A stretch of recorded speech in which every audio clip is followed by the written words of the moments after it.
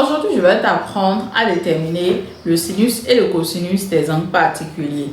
Les angles particuliers, c'est 0, pi sur 6, pi sur 4, pi sur 3, pi sur 2 et pi. Ce sont les cosinus et sinus des angles que nous allons le plus souvent utiliser et il est très important que tu puisses connaître ces mesures-là par cœur.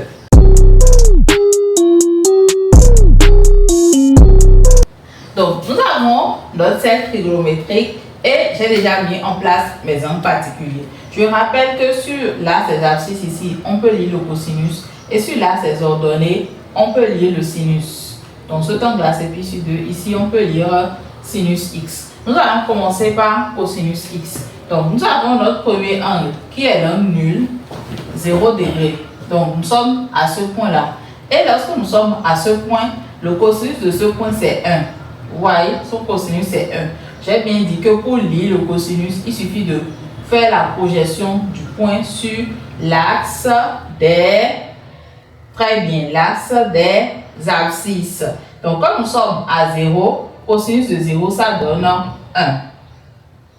Maintenant, regardez bien. Plus l'angle est petit, plus son cosinus est grand. En évoluant comme ceci, le cosinus se rapproche de 0. Vous voyez, quand on quitte 0 et qu'on vient à pi sur 6, l'angle est petit, le cosinus diminue. On vient à pi sur 4, ça diminue. On vient à pi sur 3, ça diminue. Donc, vous devez savoir que la valeur entre 0 et pi sur 2, entre 0 et pi sur 2, la fonction cosinus est décroissante.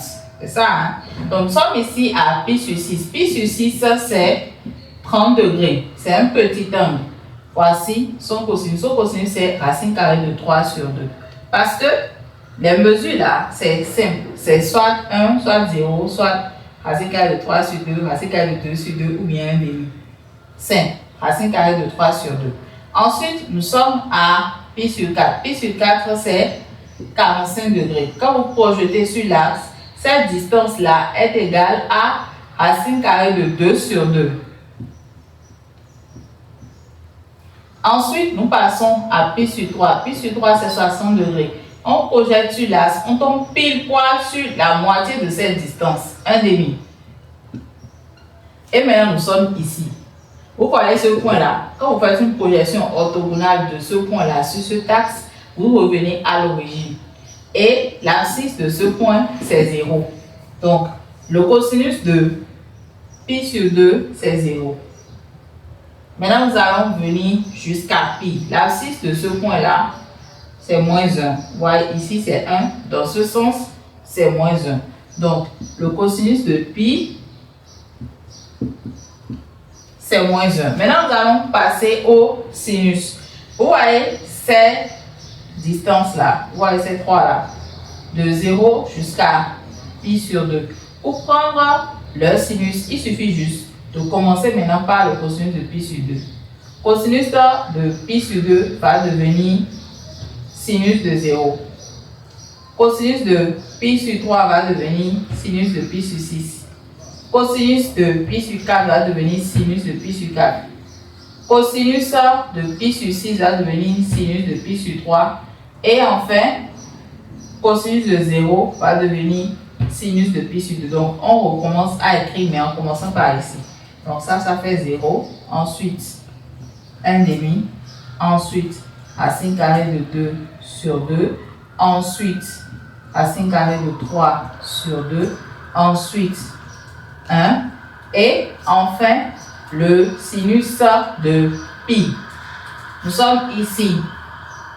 Pour trouver le sinus, il suffit de projeter sur l'axe des abscisses. Quand vous projetez ce point-là sur cette droite, vous vous retrouvez là.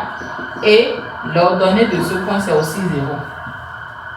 Donc, c'est comme ça qu'on retrouve le sinus et le cosinus des angles particuliers. Ce que vous devez avoir à l'esprit, c'est que vous avez 0, vous avez 1 demi, vous avez racine carrée de 2 sur 2, vous avez racine carrée de 3 sur 2 et vous avez 1.